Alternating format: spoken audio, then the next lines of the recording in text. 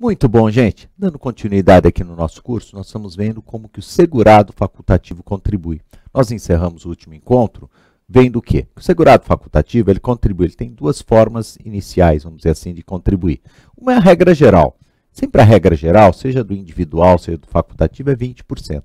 20% sobre o valor, qualquer valor, tendo por piso um salário mínimo, o mínimo, né? Um salário mínimo, e por máximo, por teto, como a gente chama, o teto da Previdência, que hoje, em 2019, corresponde a R$ 5.839. Perfeito? Bom, então a gente via que existe essa possibilidade e víamos também que o segurado facultativo, independentemente de qualquer questão relacionada à renda, ser maior ou menor, ele pode contribuir com 11% sobre um salário mínimo. Isso tem a ver com aquela política de inclusão previdenciária. Só que ele renuncia, abre mão do quê? Da aposentadoria por tempo de contribuição, aquela 35 anos para o homem, 30 para a mulher, ele não tem direito, pelo menos essas contribuições não valem para esse tipo de benefício, e da mesma forma ele não leva essas contribuições para o regime próprio de previdência social. Então, são tipos de contribuição que a gente não aconselha, por exemplo, para um concurseiro. Não aconselho para você, porque você, obviamente, vai pagar e não vai levar. Então, não é interessante para quem vai permanecer no regime geral. Quem tem ideia, claro, de mudar, de se transferir para o setor público e em um cargo do setor público que possua regime próprio de previdência social, não é o mais adequado. Claro que sempre vai poder indenizar, mas como a gente já falou, fica caro. Você pagar essa diferença daqui a, sei lá, 20 anos, sai um preço, um valor alto, mas de qualquer forma é possível. Bom, que mais que nós temos agora já adentrando a aula de hoje? Uma terceira possibilidade, que é 5% sobre um salário mínimo. Poxa, pouquinho, né? Sim, mas não é para qualquer um. Aí você vai ter que ter alguns requisitos. É só para o segurado ou segurada que se dedica exclusivamente ao trabalho doméstico. Então não pode ter outra renda, não pode também trabalhar fora, né? Desde que de baixa renda. A renda familiar não pode superar 2 salários mínimos. A pessoa tem que estar incluída, inclusive, no famoso CAD único da assistência social.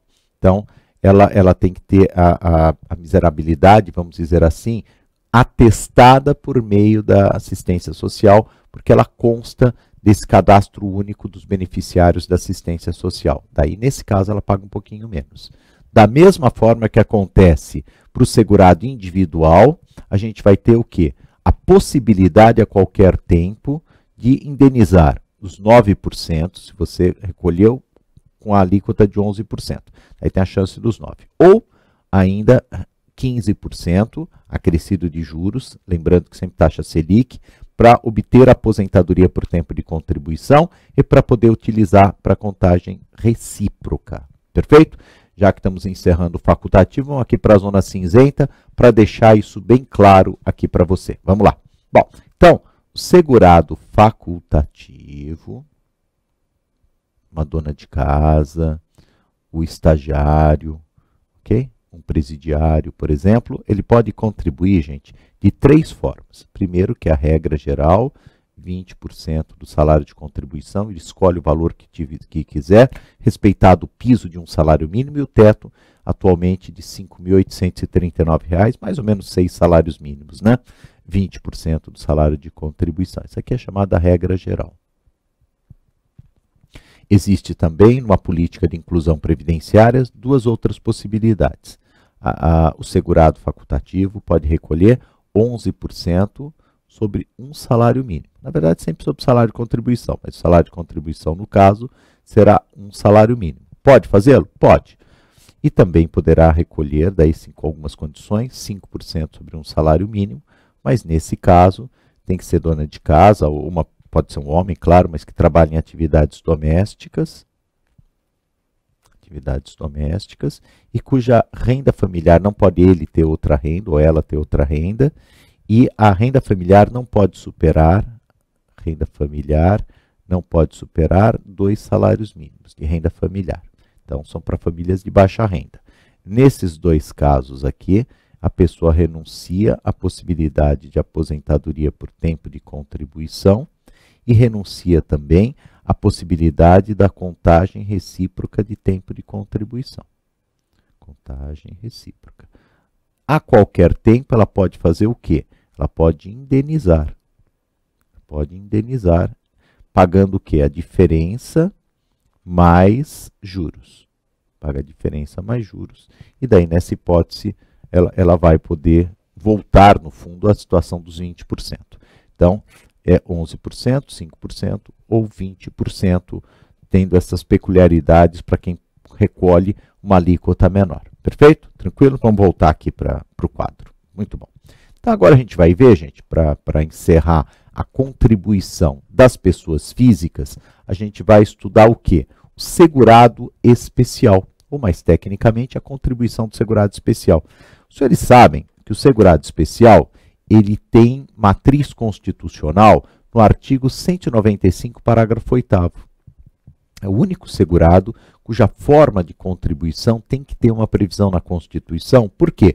Porque é completamente diferente dos demais segurados. Então, por essa razão, que ele teve que ter uma matriz constitucional, ou seja, tem que constar na Constituição, porque senão todo mundo ia querer também poder contribuir da mesma forma, ou uma forma parecida, em face do princípio da isonomia, da igualdade. Então, por isso, o segurado especial, ele tem um olhar, ele tem uma previsão específica no texto constitucional. Já estudamos que o segurado especial é o pequeno produtor rural, é o trabalhador, que é aquele que trabalha em regime de economia familiar, ou seja, de subsistência, com um imóvel até 4 módulos fiscais.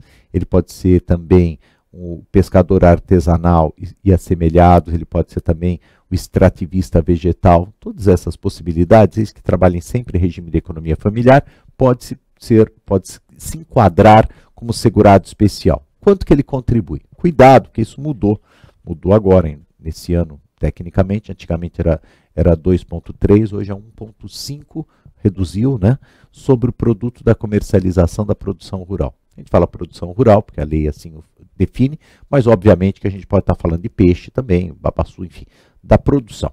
O que ele vender, normalmente, geralmente na fonte, 1,5% já fica na fonte. Mário, explica melhor isso aí. Tranquilo. Sei lá, você vendeu a produção de milho R$10.000. Toda a tua safra de milho deu R$10.000, a título de exemplo. Então, vendeu lá para um supermercado, vendeu para uma cooperativa agrícola, para quem for. Na nota que você vai passar, você já tem uma retenção de 1,5%. Então, a empresa vai reter 1,5%.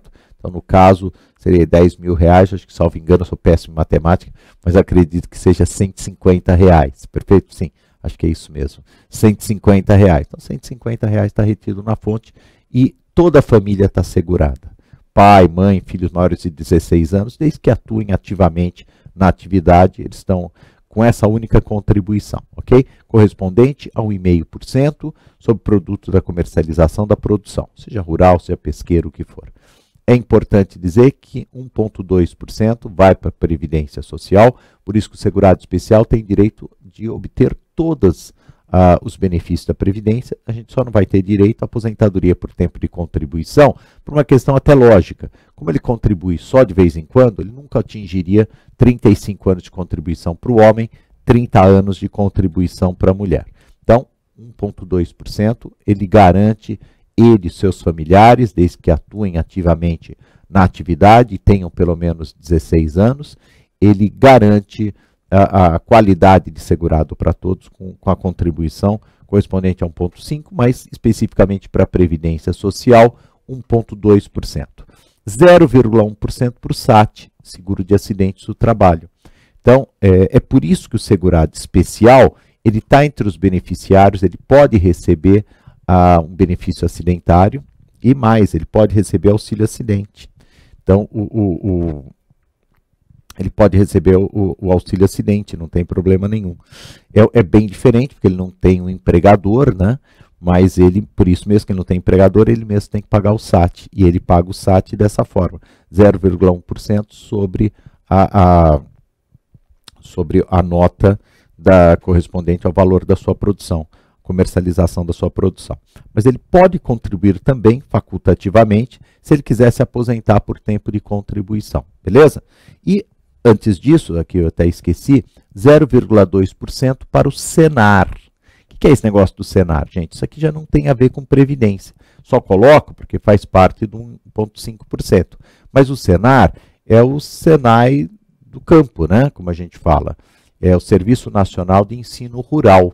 Então, o Senai seria urbano e o Senar do setor rural, tá certo? Serviço Nacional de Ensino Rural, aí 0,2%. Aí não tem a ver com previdência, mas só para a gente entender por que é 1,5%. Para a Previdência mesmo, é 1,3%. 1,2% para o Caixa da Previdência e 0,1% para o Caixa do Seguro de Acidentes do Trabalho. E aí sim, com essa contribuição, ele não se aposenta, ele só recebe benefícios.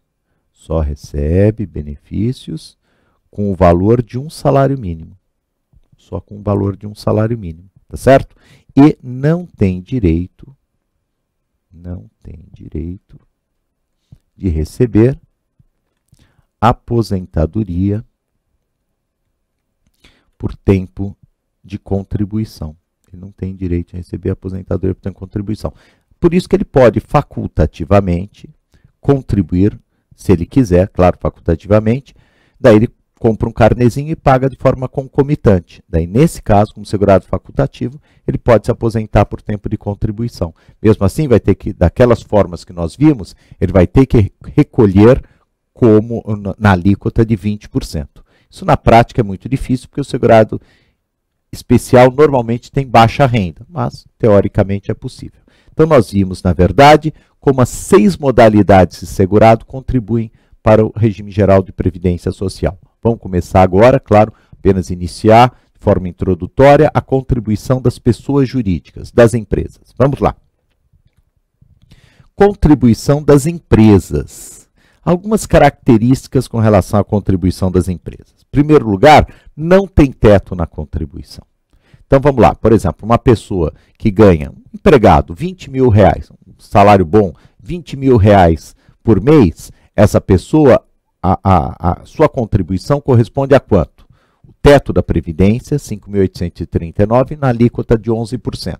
Pagar uns 600 reais. Ok. Ela, pessoa física. Mas o que ela vai gerar para o seu empregador?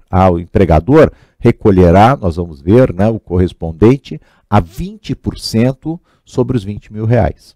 Para não falar 20 mil, etc., sobre todas as verbas de natureza salarial. Porque a gente já estudou que todas as verbas de natureza indenizatória e algumas de natureza instrumental, elas não contam nessa base de cálculo, estão excluídas do salário de contribuição. Mas, vamos dizer, salário mesmo, corresponder a 20 mil reais, a empresa vai pagar sobre qual base de cálculo? 20 mil. Então, não há uma diferença com relação ao segurado. O segurado nunca contribui com valores superiores ao teto da Previdência. Ele sempre contribui com 5.839 no máximo. Por outro lado, a empresa não. Se o sujeito ganhar 100 mil reais, tiver alguém que ganha 100 mil reais, terá, claro, pessoas que ganham 100 mil reais por mês, grandes empresários, CEOs, etc., 100 mil reais, até mais, perfeito. A empresa tem que pagar 20% sobre esse valor, ok? A regra geral, qual que é?